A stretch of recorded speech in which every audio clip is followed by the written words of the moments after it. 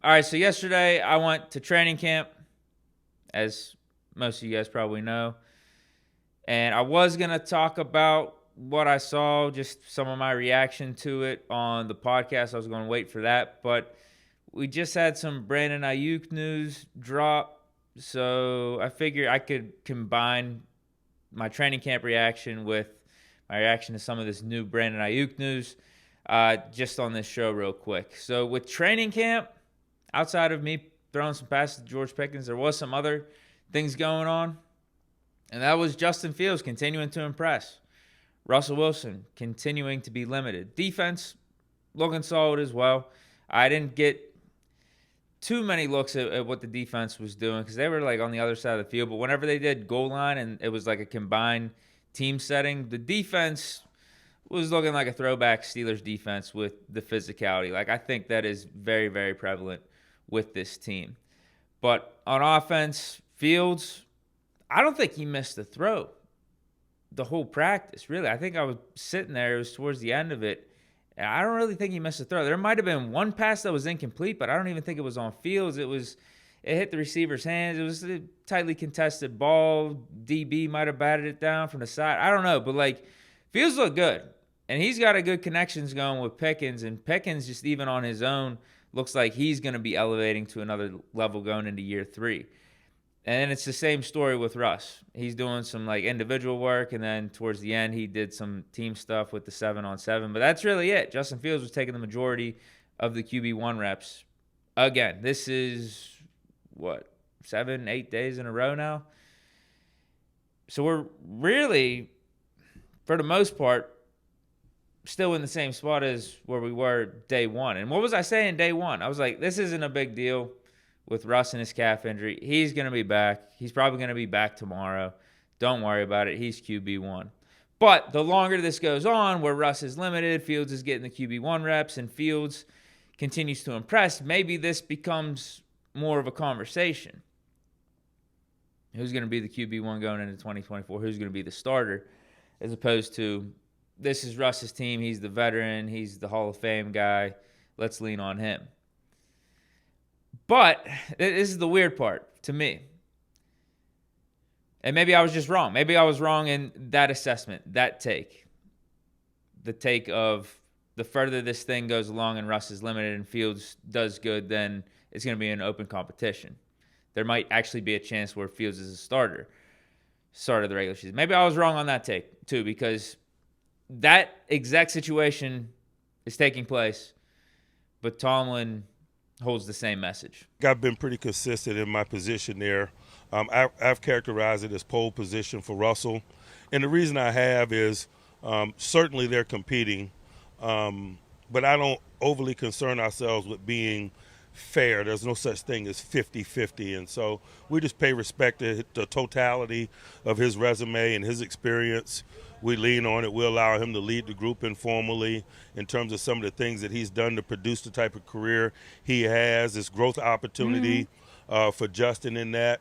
Justin has absorbed a lot of responsibility since coming into the league. It's probably a great opportunity for him to work alongside day-to-day somebody at his position that's done it longer and done it at a high level. But rest assured, both guys are going to be given an opportunity to show their skills over the course of the next month, and I'm excited about watching them sort themselves out. And you're seeing the same thing from Steelers beat reporters. I think Jerry Dulac had an article, and the headline read, "No matter what, Russell Wilson is going to be the starter for week 1." Unless it's just what Tomlin needs to say right now, so the noise doesn't get absolutely crazy. You know what I mean? It's like, oh, we're sticking with Russ. Like, you just keep saying that until it doesn't happen. And then when it doesn't happen, if you do make the decision to go with Fields, it's like, okay, all the reaction, all the noise, all the hoopla could take place just in that moment, as opposed to it being a distraction for many, many weeks, right? But I don't think with how Fields is performing right now, that conversation is going away anytime soon.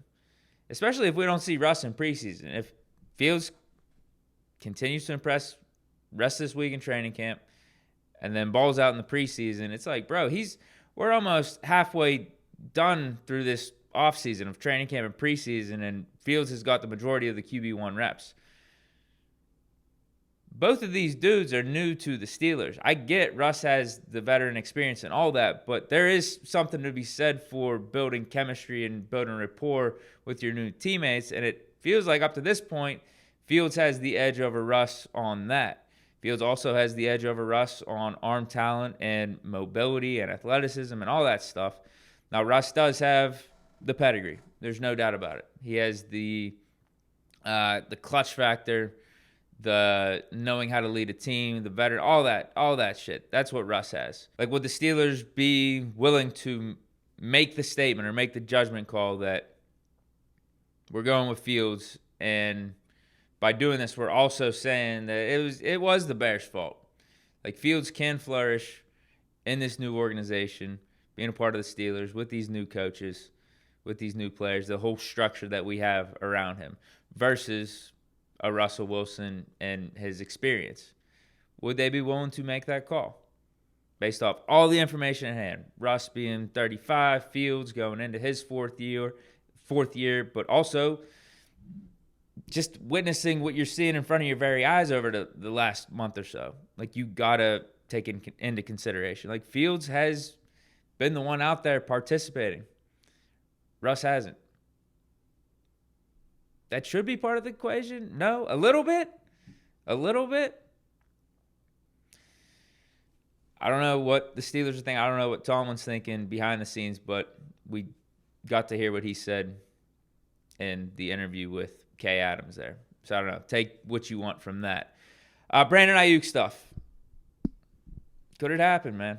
Could it happen? CTSPN is saying a deal is close to, I mean, at least the Steelers and the 49ers are working hard to get a trade accomplished here. I don't know if the deal was close, but both sides are talking. Do you want to take news from CTN with a grain of salt, CTSPN with a grain of salt?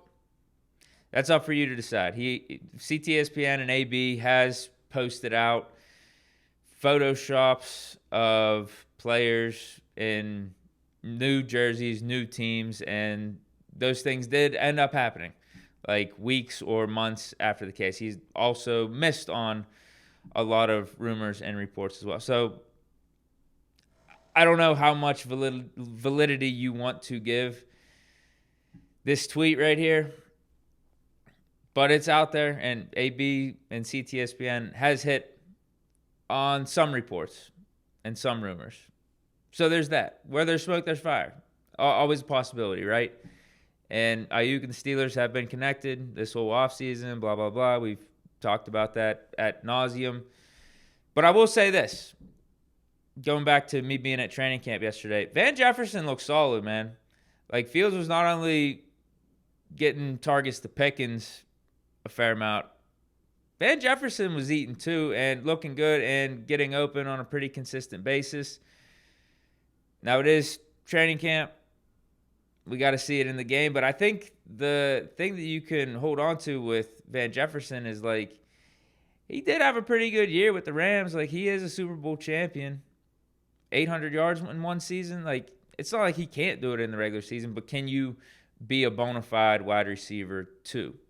He was more like wide receiver 3 with the Rams. He also was in a pass-happy offense with Sean McVay and everything. But I don't think that should matter here in Pittsburgh, because if you're wide receiver 2, you're wide receiver 2. However we utilize our wide receiver 2 is how we're going to utilize him. As long as you're getting open and you're a guy that we can rely on when you're running your routes or whenever you're blocking, that's all that should matter. And it seems like up to this point, Van Jefferson is building rapport with his quarterbacks, and he's getting open. He actually, yesterday I saw he said he's doing basically the same post-practice workout that AB did back in the day. So good for him. Both can be true here. Both can be true. Like, Van Jefferson could be looking good in training camp, but we also could have a wandering eye and say to ourselves, listen, Van Jefferson's cool, but Brandon Aiyuk might legitimately be available, and the price to get him may continue to come down. Because Adam Schefter, he said today on Pat McAfee that, 49ers do have leverage, but let's not act like Brandon Aiyuk doesn't have leverage, especially when talking about his future team.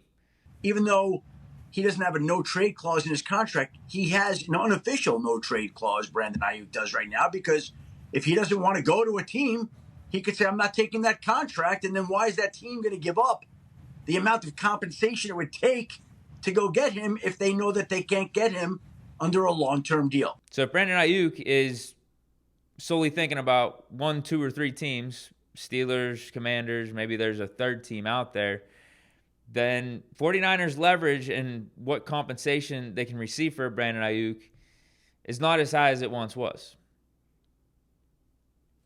So, yeah, that's that. That is that. Can we use Brandon Aiyuk? Sure. I think the offense will be fine without him, but imagine the offense with him. Could be pretty crazy. Him and Pickens on the outside. And Brandon Ayuk's a good blocker. And Arthur Smith and this system, we are going to run the ball. We are going to be a physical offense. There's no doubt about it. But let me know your thoughts down in the comments. I hope you enjoyed. I'll be over at the podcast in like an hour here. Stay chilling. Peace.